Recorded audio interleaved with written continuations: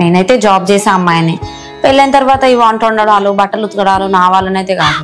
అవన్నీ చూసి మీ అమ్మ కసుబుసులు ఆడడం అయితే నా వల్ల అస్సలే కాదు.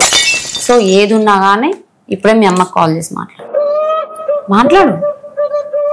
హలో అమ్మా, అది నేను పెళ్లి చేసుకుపోయే అమ్మాయి ఉంది కదా, ఆ అమ్మాయికి వంట రాదమ్మా, కానీ బాగానే సంపాదించుకుంటుంది కదా. తన డబ్బులతో పని మనిషిని పెట్టుకుంటది.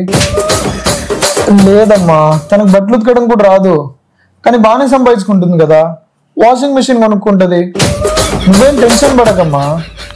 రోజు ఆఫీస్కి వెళ్ళొచ్చే అమ్మాయి ఇంట్లో వంట వండుకుంటూ బట్టలు ఉతుక్కుంటూ కూర్చుంటదా ఏంటి? ఓ పని మనిషిని పెట్టుకుంటది.